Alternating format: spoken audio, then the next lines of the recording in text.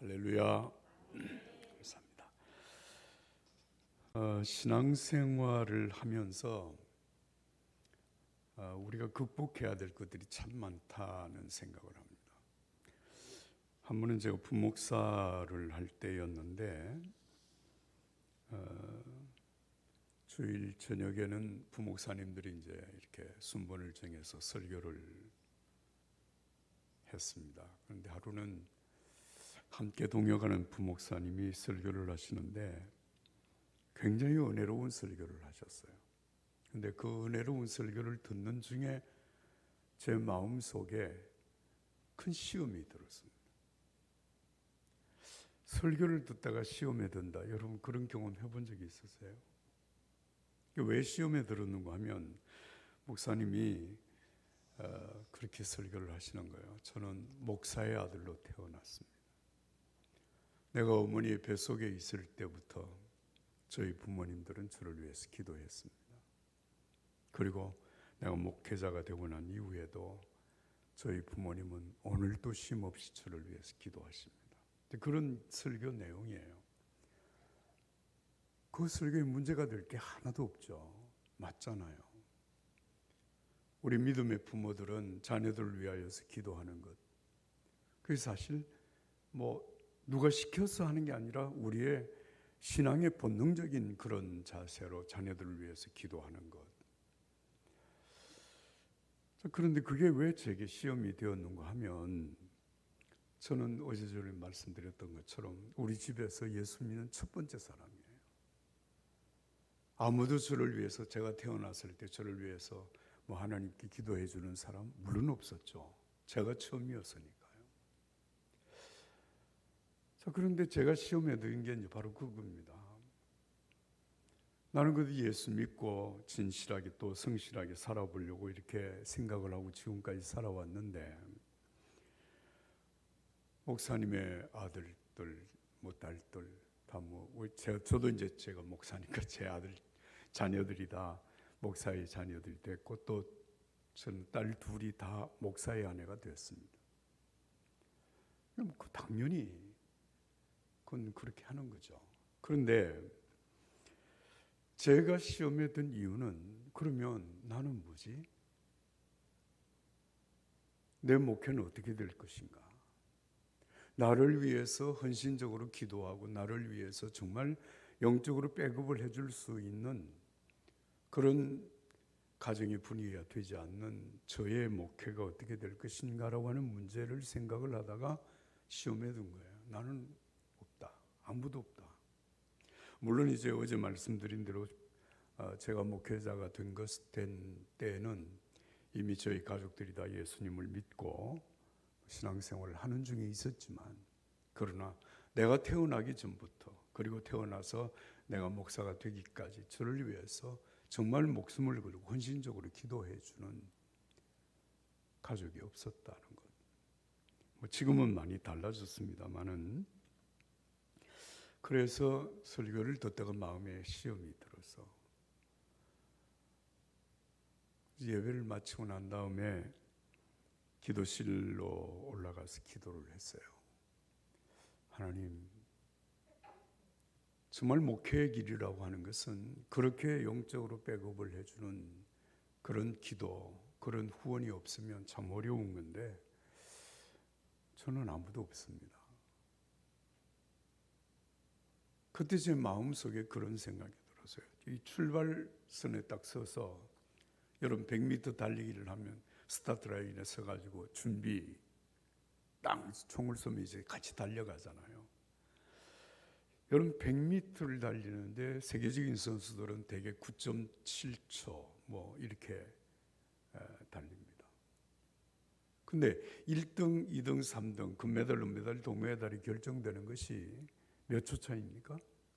9.7초, 9.9초, 10초, 0.1, 2초 차이에서 금메달, 은메달, 동메달이 다 결정이 되는 겁니다. 자, 그러면 제가 이제 스타트 라인에 딱 서서 이렇게 딱 준비하고 이제 차렷하고 이제 딱 보니까 스타트 출발 지점이 다른 거예요. 저는 100m 그 출발선에 서서 이제 스타트를 하려고 딱 고개를 들었는데 어떤 사람들은 10m 앞에서 출발을 하고 어떤 사람은 20m 앞에 출발하고 어떤 사람은 30m 앞에 출발하고 그때 제 생각입니다. 감독님 아들은 30m 앞에 출발하는 것 같아요. 목사님 아들은 한 20m 앞에 출발하는 거예요. 장로님 아들은 그때 제 생각입니다. 지금 생각이 아니고 장로님 아들은 10m 앞에 출발하는 것 같아요. 나는 스타트 라인에 서서 있는데 이건 달려보나 마나 메달권에 진입한다고 하는 것이 이건 도저히 상상할 수 없는 일이에요. 똑같이 열심히 스타트에서 달리면 이건 결과는 불을 보듯이 확연한 거예요. 그래서 하나님 앞에 기도를 했습니다. 하나님, 저는 어떻게 목회를 해야 됩니까? 어떻게 신앙생활을 해야 됩니까? 그리고 이제 하나님 앞에 기도를 드리는데 하나님 제 마음속에 이런 질문을 하시는 것 같아요. 저 목사, 너 아브라함을 혹시 알아? 아브라함을 여러분 아십니까? 아브라함을 아세요? 모르세요? 믿음의 조상 아브라함을 모르는 사람이 어디 있어요? 아브라함을 알죠. 근데 아브라함이 누구의 아들인지 아냐? 알죠. 데라라고 하는 아버지의 아들입니다. 목사가 된 사람이 그 정도는 알죠. 아버지가 데라였죠. 세 번째 질문입니다. 데라가 뭐 하는 사람인지 너 알고 있냐? 알죠. 데라는 우상을 만들어서 우상 숭배자들에게 우상 만들어서 파는 그것이 생업이었어요. 거기까지 이제 묻고 대답을 하는 중에 하나님 제 마음속에 큰 깨달음을 줬어요.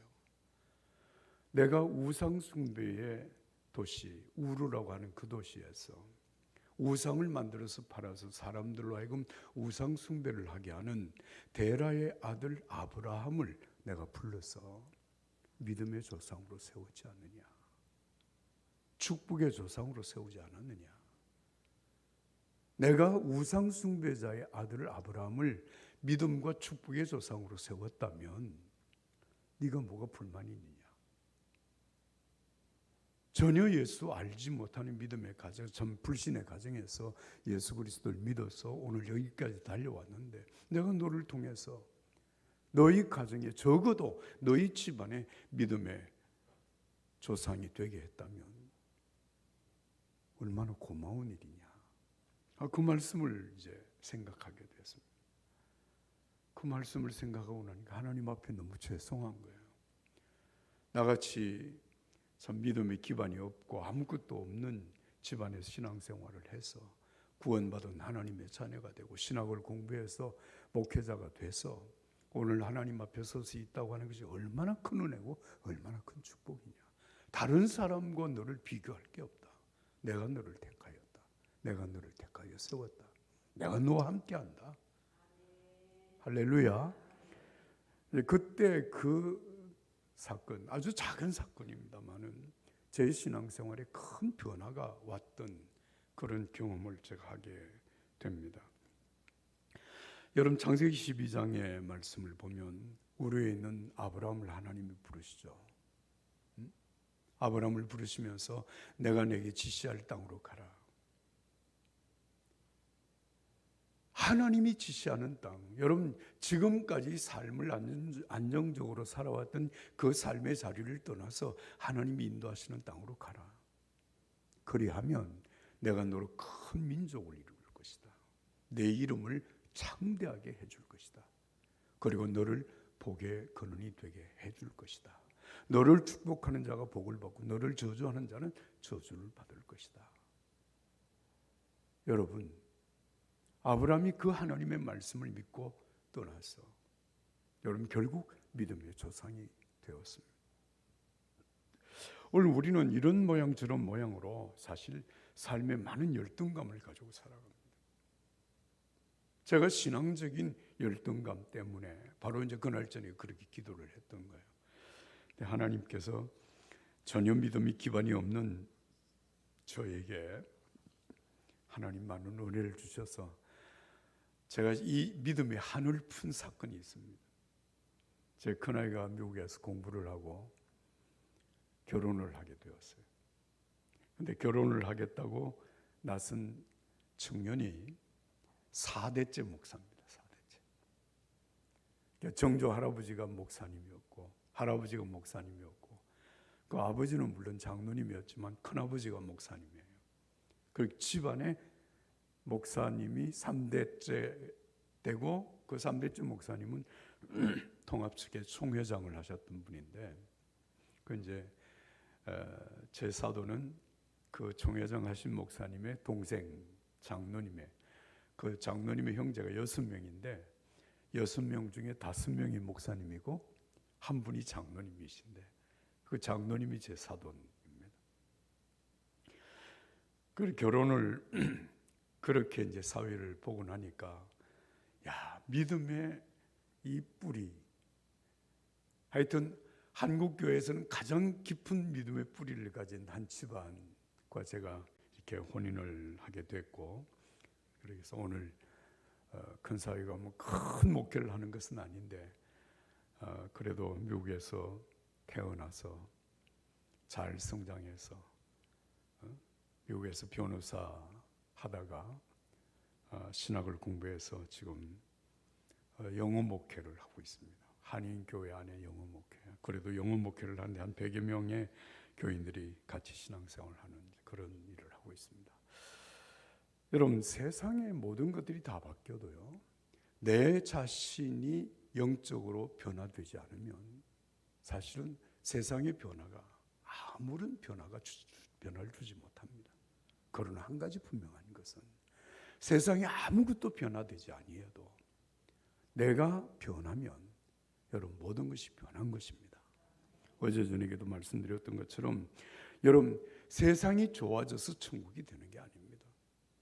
주님께서 내 심령 속에 은혜를 베푸시고 나와 함께 계시고 역사하시면 여러분 초막이나 궁궐이나 주님과 함께하는 그것이 천국이 됩니다.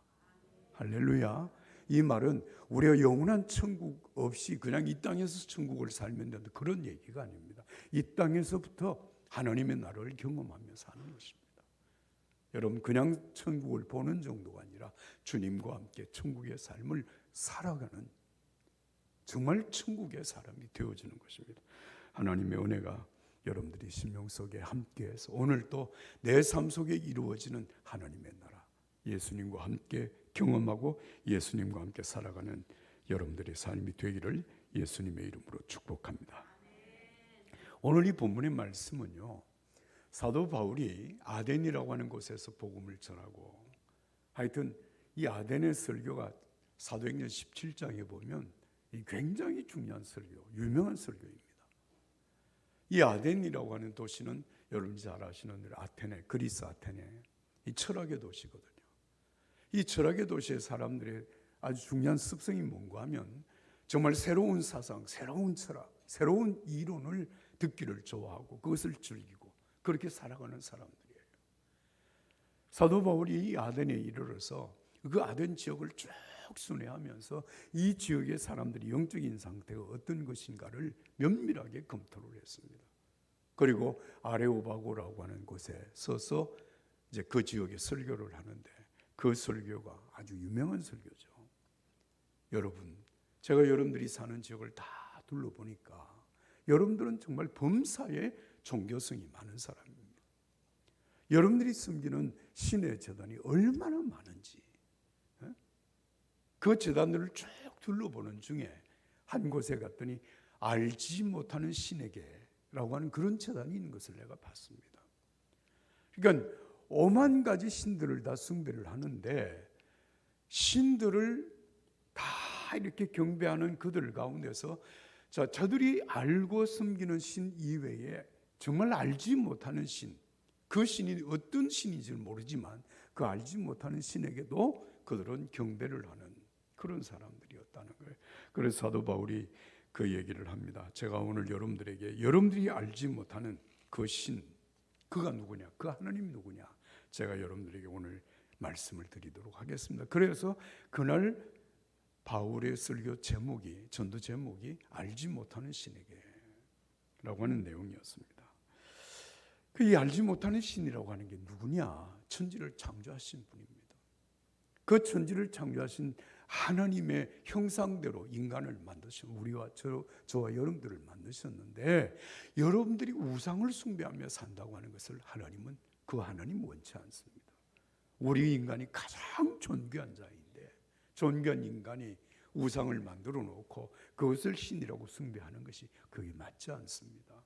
하나님께서 정말 우리가 제대로 살기를 원하시고 우리를 심판하실 심판주를 이 땅에 보내셨는데, 그가 우리를 위해서 죽으시고 우리를 위해서 다시 살아나셔서 우리를 심판하실 것입니다. 이제 이런 얘기를 쭉 설교를 합니다.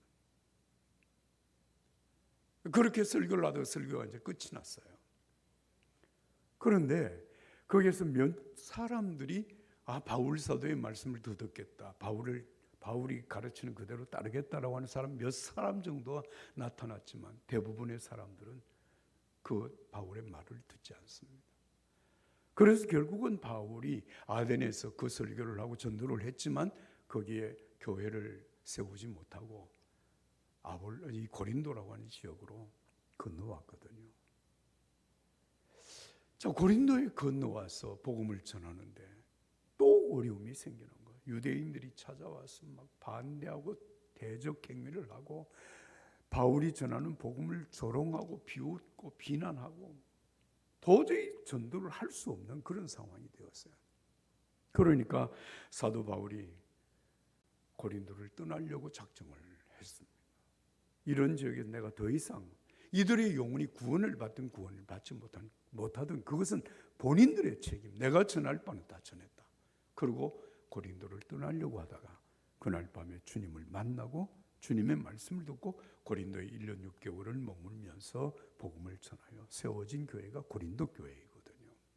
자, 그런데 오늘 이 본문의 말씀을 보면 여러분 이렇게 시작하죠. 2장 1절을 보십니다. 형제들아, 내가 너에게 나가 하나님의 증거를 전할 때 말과 지혜의 아름다운 것으로 아니하였나니, 내가 너희 중에서 예수 그리스도와 그가 십자가에 못 박히신 것 외에는 아무것도 알지 아니하기로 작정하였습니다. 그 다음에 3절 말씀을 여러분 다 같이 읽겠습니다. 3절 시작. 내가 너희 가운데 거할 때에 약하고 두려워하고 심히 떨었노라. 이 말씀을 여러분 잘 생각을 해보세요. 내가 고린도에 와서 복음을 전할 때 나는 약했습니다. 나는 심히 두려웠습니다. 너무너무 두려워서 떨었습니다. 참, 우리가 여러분 사도 바울이 복음 전도를 얼마나 많이 했습니까? 그런데 이 고린도에 와서 자신이 부족하다고 하는 철감하는 거예요. 철감하고. 그리고 너무너무 두려운 거야. 아덴에서 교회를 세우지 못하고 지금 고린도에 온 이 사도 바울이 고린도에서는 제대로 한번 말씀을 전해보려고 생각을 했는데 사람들이 너무 극심하게 반대가 심해지니까 이러다가 내 전도의 생활, 내가 정말 복음 전도의 사명이 끝나는 게 아닌가라고 할 정도로 심각한 문제가 생긴 거예요. 그래서 심히 두려워하고 떨었다. 자, 그러면서 사도 바울이 중요한 두 가지 사실을 작정을 합니다. 하나는 뭐냐? 2절 말씀 여러분 다 같이 다시 한번 읽도록 하겠습니다. 2절 다 같이 읽습니다. 내가 너희 중에서 예수 그리스도와 그가 십자가에 못 박히신 것 외에는 아무것도 알지 아니하기로 작정하였습니다. 자, 고린도에서 결심한 첫 번째 뭐냐? 내가 여러분들에게 예수 그리스도와 그가 십자가에 못 박힌 것 이외에는 아무것도 내가 전하지 않기로 작정했다. 알지 않기로 작정했다고 하는 말은 더 이상 내가 다른 것을 얘기하지 않겠다. 오직 예수 그리스도, 그리고 그가 우리를 위해서 십자가에 못 박히신 것만 내가 전하겠다.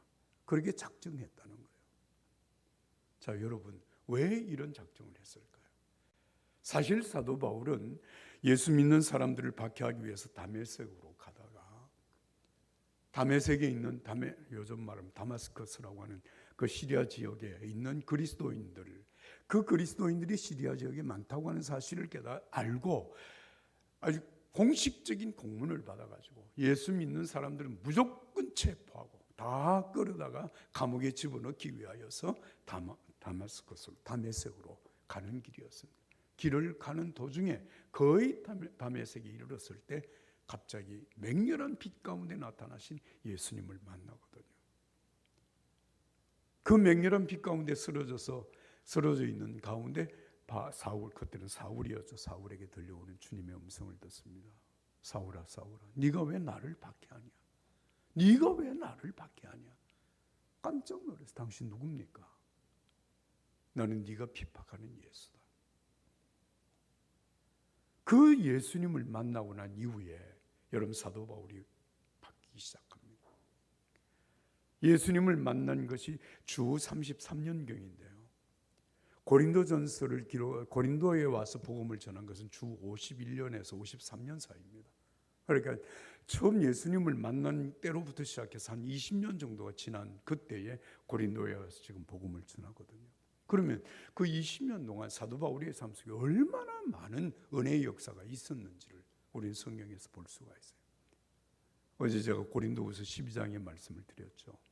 고린도후서 12장을 기록하던 그때 사도 바울이 내가 14년 전에 셋째 하늘을 경험했습니다. 낙원에 이끌려가서 정말 사람이 가히 사람의 말로 표현할 수 없는 그 하늘나라 낙원의 영광을 보았습니다.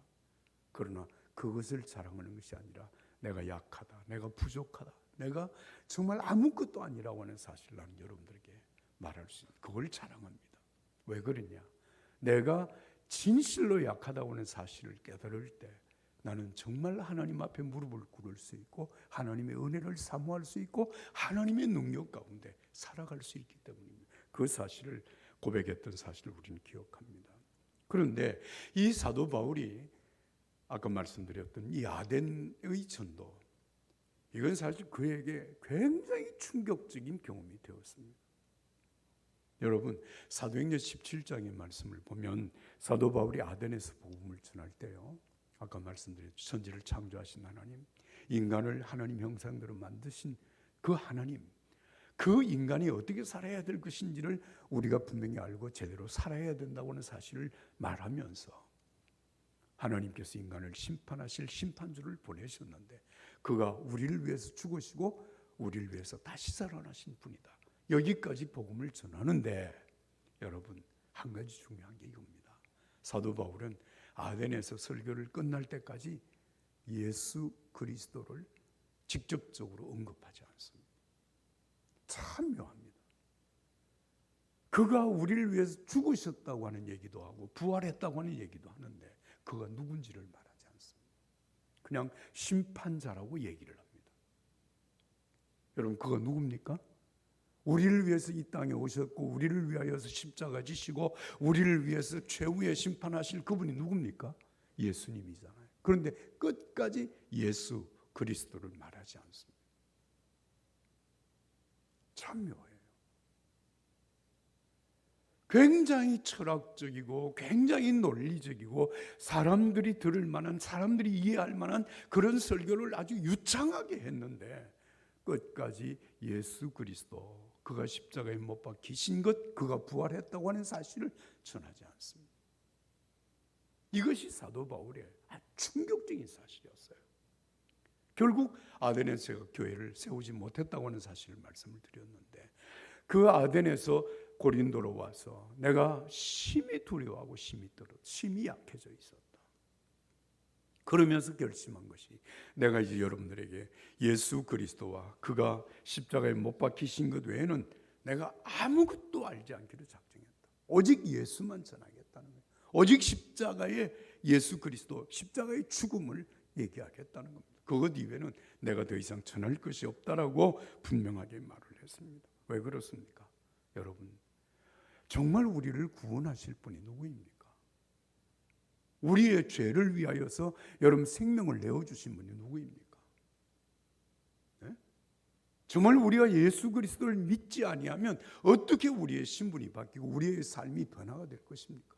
제가 어제 여러분들에게 예수 그리스도는, 십자가에 못 박히신 그리스도는 하나님의 능력이라고 말씀을 드렸어요. 어떤 능력이냐? 내 자신의 신분을 변화시키는 능력. 죄인을 의인으로 만들고 사탄의 종로로 타던 우리를 하나님의 자녀로 만드시는 그것이 십자가의 능력입니다. 할렐루야. 예? 그 은혜 속에서 오늘 우리가 하나님의 자녀가 된 것이고, 또 우리와 함께 하시는 하나님, 그 예수님이, 임마누엘, 그 예수님이 우리의 능력이 되시는 거예요. 그리고 나와 함께 계시는 예수님이 나를 통해서 내 성품에 주님의 성품, 예수님의 성품, 성령님의 성품이 드러나도록 하시는 거예요. 그래서 우리가 변화되었다, 거듭났다, 하나님의 자녀다, 그렇게 말을 하는 것이거든요. 여러분, 예수 그리스도 이외에 누가 우리를 변화시킬 자가 있습니까? 그래서 내가 여러분들 앞에서 오직 예수, 오직 십자가, 그가 우리를 위해서 부활하신 이 사실 외에는 아무것도 알지 않기로 작정했다라고 그렇게 고백을 하고 있는 것입니다. 오늘 여러분들의 신앙은 처음부터 끝까지 오직 예수, 오직 그가 십자가에 못 박히신 그 그리스도, 여러분 부활하셔서 나와 함께 하시는 예수님과 동행하는 믿음의 삶이 오늘 저와 여러분들의 삶 속에 이루어지게 되기를 예수님의 이름으로 축복합니다. 제가 신학대학 4학년 이제 복학을 해서 4학년 졸업을 할 때쯤 됐을 때 되게 심각한 기도 제목이 하나가 있었어요. 12월이 되니까 이제 12월이 끝나고 나면 졸업을 하게 되면 담임 목회를 나가야 돼요. 제가 이제 군목으로 가야 되는 이제 하여튼 그런 상황이 있었기 때문에 뭐 전도서 이렇게 교회에 가서 이렇게 목사님을 섬기는 그런 부교육자가 되는 게 아니라 담임 목회를 했어야 되고, 그리고 목사 안수를 받고 군목으로 이제 가야 되는 그런 상황인데, 신학대학 4년을 졸업하고 난 다음에 하나님 앞에 심각했던 게 뭔가 하면, 자 이제 내가 교회 담임 목회를 나가면 내가 뭘 설교를 해야 될 것인가, 내가 교회를 어떻게 섬겨야 될 것인가. 이게 저에게는 굉장히 심각한 질문이었어요. 내가 4년 동안 신학을 공부한 그거 가지고 나가서 교회 강단에서 신학이 어떻다라고 하는 것을 얘기할 수 있을까?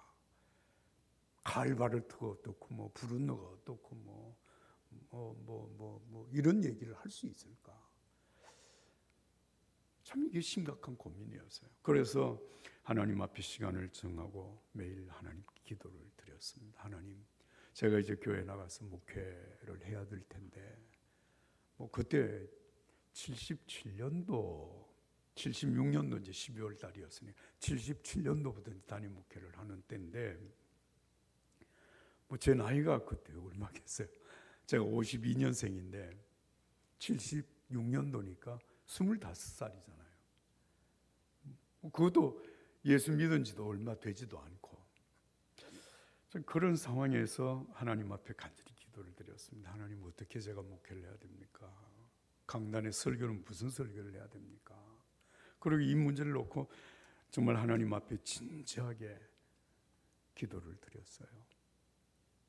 근데 기도를 그렇게 계속하고 있는 어느 날 새벽 2시에 잠이 깼습니다.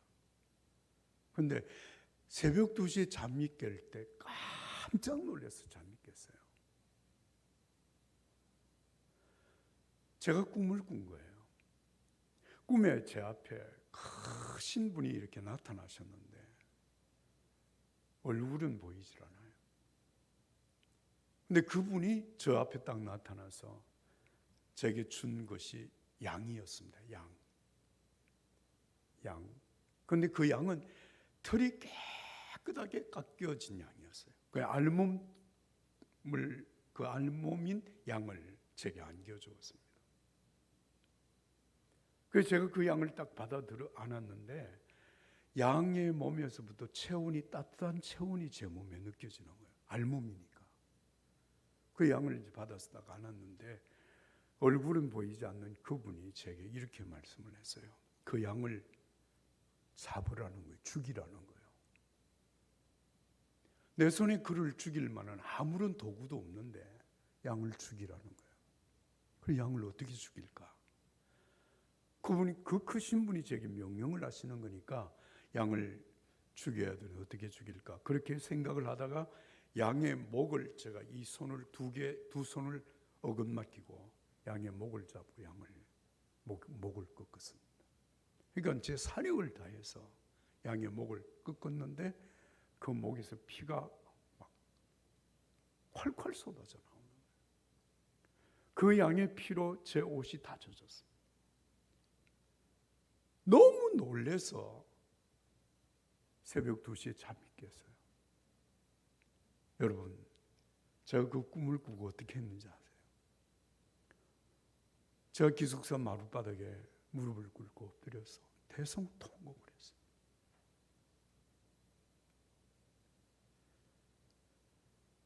세상 죄를 지고 가는 하나님의 어린 양, 그거 누구입니까? 예수 그리스도잖아요. 그 양을 내가 목을 꺾어서 내가 죽인 거야. 그 죽은 양의 몸에서, 그 목에서 솟아나는 그 피로 내 온몸이 적셔지는 그 상황을 제가 하나님 앞에, 하나님, 내 죄 때문에 내가 예수님을 죽였습니다. 하나님의 어린 양을 내가 죽였습니다.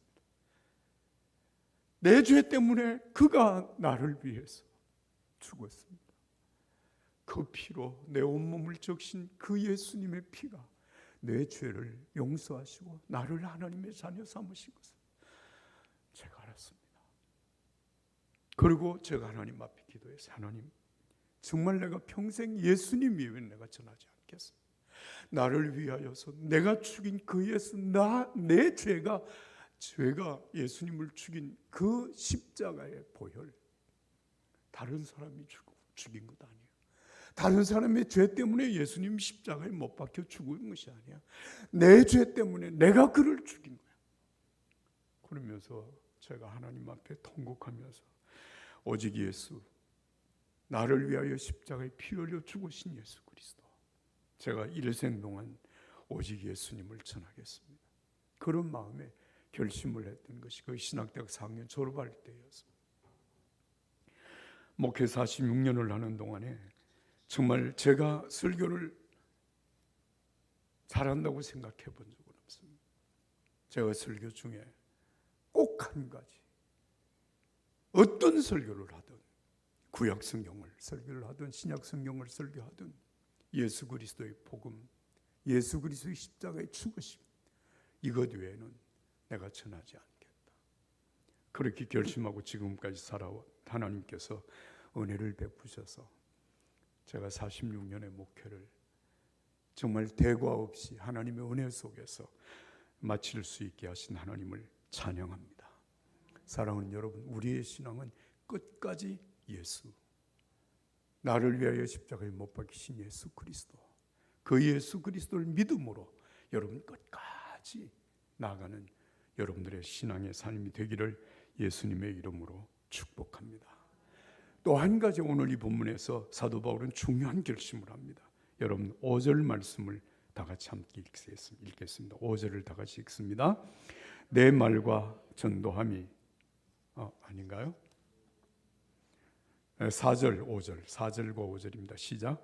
내 말과 내 전도함이 설득적인 지혜의 말로 하지 아니하고 다만 성령의 나타나심과 능력으로 하여 너희 믿음이 사람의 지혜에 있지 아니하고 다만 하나님의 능력에 있게 하려 하였노라 합니다. 할렐루야. 여러분, 오늘 사도 바울은 고린도에서 오직 예수, 그리고 그가 십자가에 못 박히신 것 외에는 내가 아무것도 알지 않기로 했다, 그렇게 전하면서 여기 두 번째 중요한 결심은 뭔가 하면, 내 전도함과 내 말과 내 전도함이 설득력 있는 지혜의 말로 하지 아니하고 다만 성령의 나타나심과 능력으로 하여서 너희 믿음이 사람의 지혜에 있지 아니하고 다만 하나님의 능력에 있게 하려 합니다. 우리의 믿음이 성령으로 말미암아서 하나님의 능력 위에 세워지기를 바울 사도는 결심을 했다는 겁니다. 여러분, 이 말의 의미는 무엇인가 하면, 아레오바고라고 하는 거기에서, 다시 말하면 아덴에서 설교를 할 때는 여러분 그 철학의 도시, 철학을 즐겨 듣는 그 사람들 속에서 철학적인 설교, 정말 사람들을 설득할 수 있을 만한 지혜로운 설교, 그 설교를 통해서 사람들을 설득하고 사람들을 변화시키기를 원했지만 결국은 거기서 교회를 세우지 못했다고 하는 자신의 삶을 반성하면서 우리의 믿음이 사람의 지혜에 있지 아니하고 오직 하나님의 능력, 성령의 능력 안에 있게 하였다. 그걸 위하여서 나는 여러분들 앞에 두렵고 떨리는 마음으로 심히 연약한 심령으로 하나님의 말씀을 전하였다라고 하는 사실을 말씀을 하고 있습니다. 오늘 우리가 신앙의 삶을 살아갈 때 여러분 성령의 은혜가 충만하기를 예수님 이름으로 축원합니다. 예수님 부활 승천하시면서 제자들이 마지막 하신 말씀이 무엇입니까? 요한복음 14장의 말씀을 보면 십자가를 지시기 전날 밤에 제자들에게 이렇게 말씀하십니다. 내가 아버지께 구하겠으니 그가 또한 다른 보혜사를 너희에게 주사 너희와 영원토록 함께 있게 하시리라. 그는 진리의 영이라. 그는 너희 속에 함께 계시겠습니다.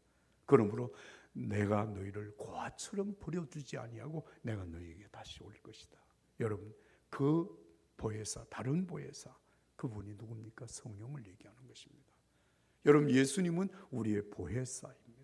보혜사라고 하는 말은 우리를 돕는 자, 우리를 위해서 상담해 주시는 자, 우리를 위로해 주시는 자, 우리와 함께 하시는 자, 그가 바로 보혜사입니다. 예수님은 3년 동안 제자들에게 보혜사였습니다.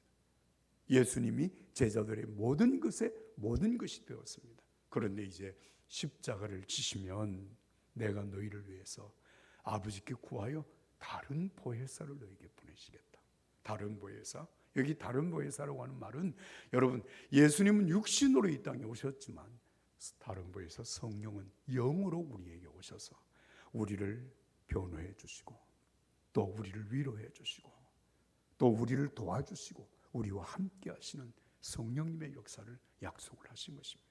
그리고 예수님 부활 승천하시면서 제자들에게 하신 말씀 사도행전 1장에 요한은 물로 세례를 베풀었거니와 너희는 몇 날이 못되어 성령으로 세례를 받으리라.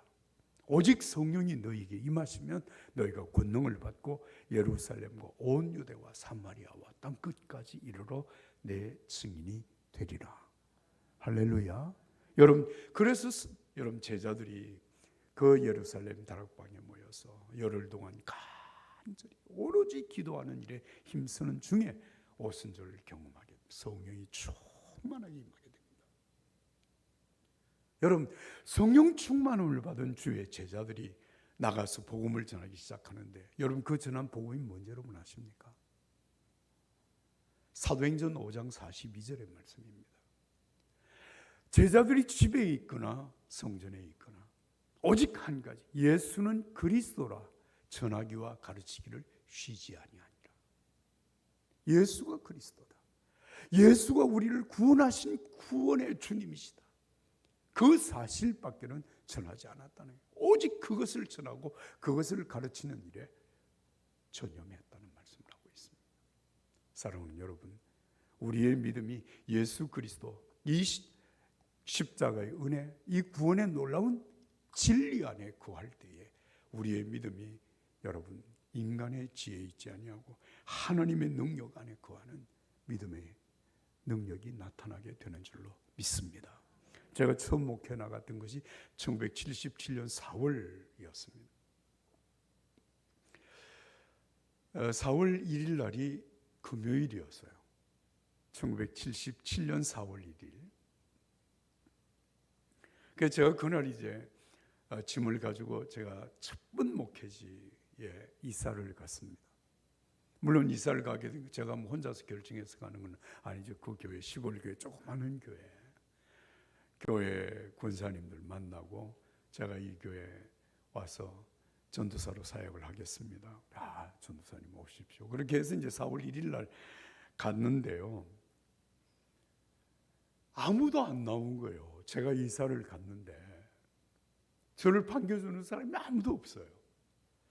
그래서 제가 생각을 해보니까 왜 오늘 아무도 안 나왔을까? 뭐 사실 나올 사람도 별 없었지만 시골교회 몇 명도 없었으니까. 그런데 그날이 만우절이더라고요.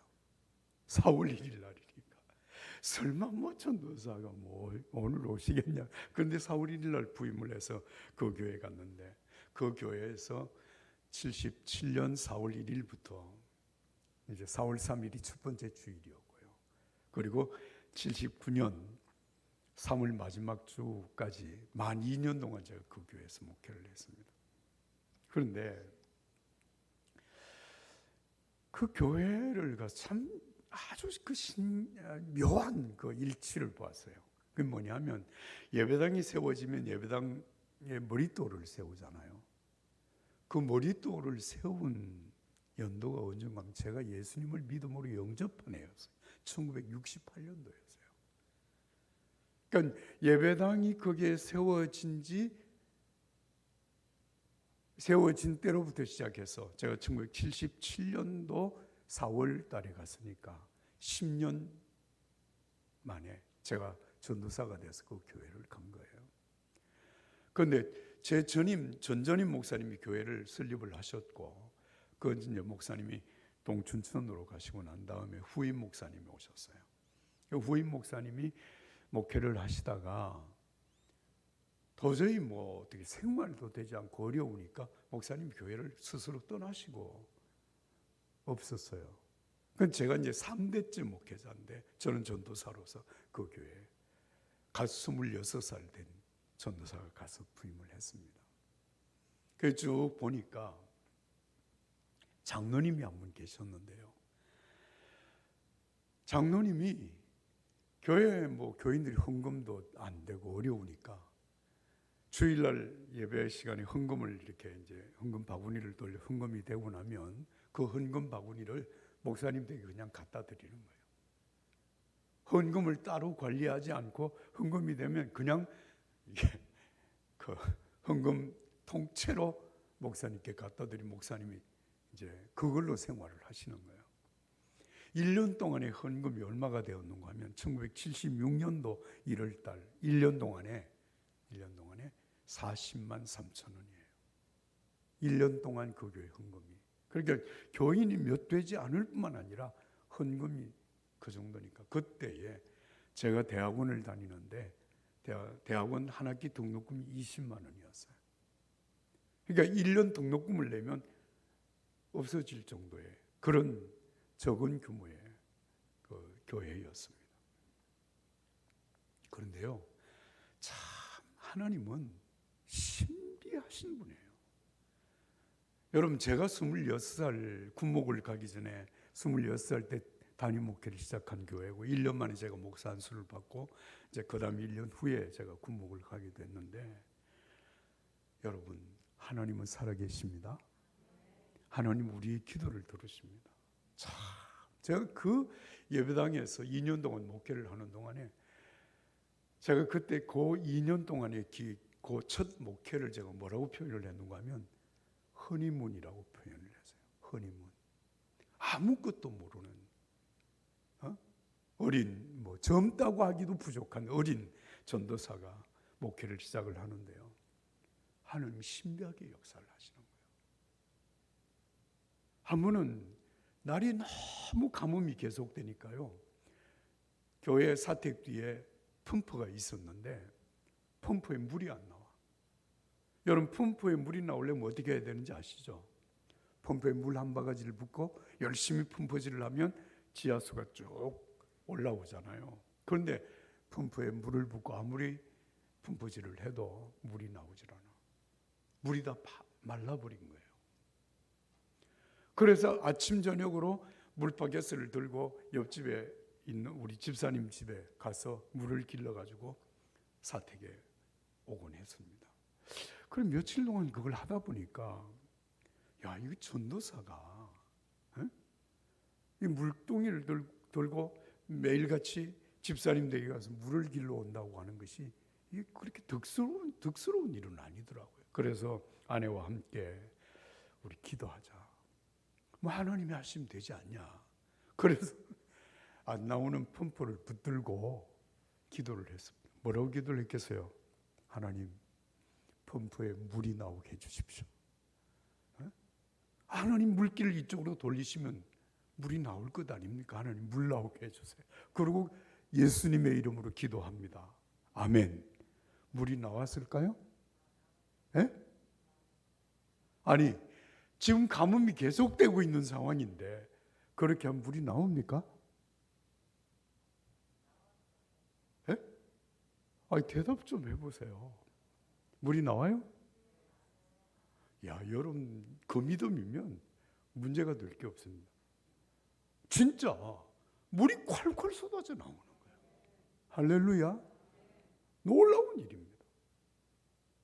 교인들 중에서 결혼을 해서 7년 동안 아기를 못 낳는 집이 있었어요.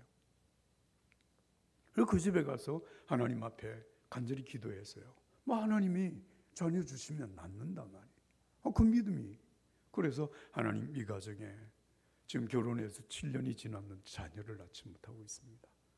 하나님 역사하셔서 자녀를 낳게 해주세요. 그래 하나님 잘 섬기게 해주세요. 그리고 간절히 기도를 했어요. 근데 하루는요, 제가 이제 대학원 거기서 경기도 남양주군 수동면 운수리라고 하는 곳인데 거기에서 버스를 타고 청량리까지 와서 청량리에서 이제 수대문에 있는 감리교 신학대학 대학원에 이제 다니면서 그러면서 이제 목회를 했거든요. 하루는 대학원 공부를 마치고 이제 청량리에 와서 버스를 기다리고 있는데 그 기도했던 그 교인이 청량리에 나타났어요. 저만큼 보더니 저를 보더니 막 반가워서 전도사님. 아니 그냥 조용히 오지. 사람들이 지금 거기에 서서 차를 기다리고 있는데 전도사님 그러고 뛰어오는 거예요. 뛰어오면서 뭐라고 얘기했느냐. 전도사님 저 임신했어요. 와 얼마나 창피한지. 제가 나이가 26살이잖아요. 그런데 여자 교인이 뛰어오면서 젊은 여성인 뭐가 그때까지 그분도 30살도 안 되신 분인데 결혼해서 하여튼 7년 동안 아기를 못 낳고 있던 그 집인데 막 소리 지르면서 아기 가졌대요. 임신했대요. 내가 그날 생각한 게 꼭 내 아기를 가진 것처럼 내가 들리더라니까. 그 사람 많은 자리에서. 자, 여러분 정말 하나님은요 신비하고 놀라워요. 근데 그때는 제가 그렇게 기도하면서도 이게 너무 신기하니까 이 도대체 이게 어떻게 이런 일이 일어나는가? 믿음도 부족하고 신앙의 경력도 짧은 제가 정말 예수 그리스도의 이름으로 기도하면 하나님이 역사를 하시는구나. 할렐루야. 역사하십니다. 정말 놀랍게 역사하십니다. 한 번은 제 아내가 그때 읽었던 책이 뭔가 하면 안이숙이라고 하는 사람이 쓴 김동명 목사님의 사모 안이숙 씨가 쓴 죽으면 죽으리다라고 하는 책을 제 아내가 그때 임신을 한 주 첫째 아이, 지금 미국에서 목회하는 목사의 아내가 된 첫째 아이가 이제 임신이 되어졌을 때인데 죽으면 죽으리다고 하는 책을 읽다가 갑자기 아내 마음속에 사과가 먹고 싶다고 하는 간절한 생각이 든 거예요. 사과. 겨울인데요. 그 왜 사과가 먹고 싶게 됐느냐 하니까 그 김동영 목사님 사모님 안희숙 사모가 감방에 들어가서 감옥 생활을 하는데 이제 아이들 신앙 때문에 감옥 생활을 하는데 사과가 먹고 싶어서 하나님 앞에 간절히 기도를 드렸는데 한 번은 어른 사과. 사과가 얼어서 사람들이 먹지 못하는 그 언 사과를 그냥 갖다 집어넣어 줬다는 거예요.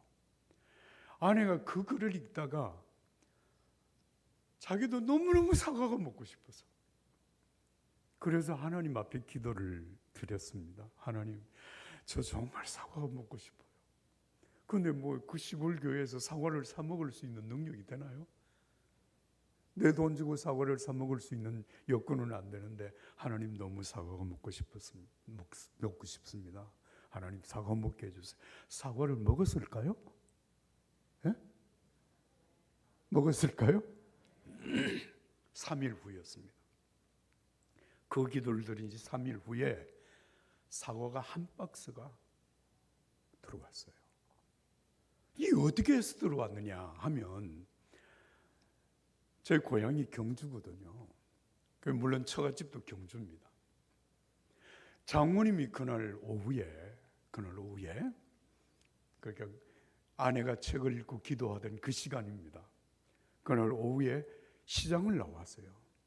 시장을 나와서 쭉 시장을 보는데 가을에 그 사과를 전부 수확을 해서 사과를 그때는 이 나무 괴짝 안에 사과를 이렇게 한 상자씩 팔았습니다. 그 사과를 딱 보는 순간에 장모님의 마음속에 아이고 딸이 결혼을 해서 사과도 하나 못 사 먹을 때 그래서 그 자리에서 사과를 한 상자 사가지고 붙인 거예요. 여러분 그 시간이 제가 말씀드린 아내가 하나님 사과 먹고 싶어요. 사과를 먹게 해주세요. 그날 그 시간입니다. 그 시간에 장모님이 한 상자 사과를 사서 경기도 남양주군 수동면으로 붙이고 3일 만에 교회에 도착을 했어요. 여러분 장난 같지 않아요? 하나님 살아계시더라고요. 하나님이 우리의 기도를 들으시는 거예요. 우리가 유창하고 철학적이고 아주 고도한 그런 기도가 아니라 정말 하나님을 믿는 믿음으로 단순한 믿음으로 기도하는 그 기도를 하나님이 들으시더라고요. 그러니까 처음 목회를 시작하는 제 목회 생활 속에 야 진짜 하나님 살아계시네. 진짜 하나님 우리의 기도를 들으시네. 하나님 정말 오늘도 우리의 기도 가운데 역사하시네. 그 사실을 깨닫게 하신 거예요. 여러분 너무 재미있는 거잖아요. 그래서 제가 목회 헌의문이라고 하는 거예요. 그런데 그 헌의문이 사실은 46년 목회 동안에 계속되었다는 사실을 아십니까? 하나님은 어제나 오늘이나 영원토록 동일하신 하나님이십니다. 할렐루야. 한 가지 더 얘기할까요? 결혼을 한 5월 달에 결혼을 했는데 추석이 되었습니다. 추석 날이 이제 내일이 추석인데 오늘은 추석 준비를 하잖아요. 그러니까 그날은 신방을 못 가고 신방할 가정도 몇 가정이 안 됐지만 하여튼 그때는 매주마다 대신방을 한 거예요. 대신방을 하는 의미 아십니까? 전교인 신방을 매주 하는 겁니다. 한 주간 신방하면 전교인 신방을 다 하는 거예요. 몇 가정이 안 되니까. 그런데 추석 전날 신방을 가려니까 이게 조금 얼굴 받치더라고요. 다른 집은 다 지금 추석 준비를 하고 있는데 전도사가 신방 왔습니다. 예배 드리십시다 이렇게 얘기하면 아무리 생각해도 그게 안 될 것 같아요. 그래서 이제 그날 제 아내와 함께 집 교회 울타리, 교회 안에 이제 사택이 있었으니까 그 울타리에 강낭콩? 하여튼 그 줄콩을 이렇게 심어놨어요. 이제 그 수확을 했습니다. 그래서 제가 교회 담장 위에 올라가서 그 나무 위에 걸쳐져 있는 그 콩 줄기를 쭉 다 이렇게 정리를 해가지고 이제 콩을 이렇게 수확을 하고 있는데 안에는 벼가 이만큼 좀 됐고 그리고 이제 밑에서 콩을 받아가지고 이제 정리하고 이렇게 하는데 저녁 때쯤 됐어요. 아내가 하는 말이 내일이 추석인데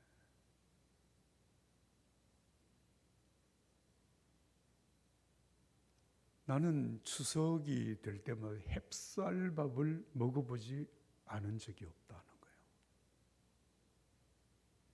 그 시골에 옛날 고향 시골에 이제 이게 그 농사가 있으니까 추석 때가 되면 그 농사가 이제 집에 올라오면 햅쌀을 가지고 항상 추석에는 떡도 하고 밥도 하고 그렇게 했다는 거예요. 그런데 내일이 추석인데 햅쌀밥은커녕 밥도 겨우 먹는 그런 상황이었으니까. 그래서 그 콩을 거두어드리는 일을 다 이제 끝내고 저녁 때 교회 마당에 서서 기도를 했습니다. 하나님, 내일이 추석인데요. 아내가 한 번도 추석 때 햅쌀밥을 먹어보지 못한 적이 없다고 하는데 내일 햅쌀밥을 먹게 해주세요. 먹었을까요? 안 먹었으면 내가 얘기를 안 한다고 그랬잖아요. 그리고 교회 마당에 있어서 예수님의 이름으로 기도합니다. 아멘. 여러분, 그러고 난 다음에 1시간쯤 지났어요. 해가 이제 넘어가고 약간 어둠이 시작되는 그 시간인데, 교회에 이렇게 정문을 나가면 그 마을 앞에 그 시골 상점이 하나 있었어요. 그 상점의 아들이 중학교 3학년이었는데 이 3학년 학생 교회에 나오는 학생이 아닙니다.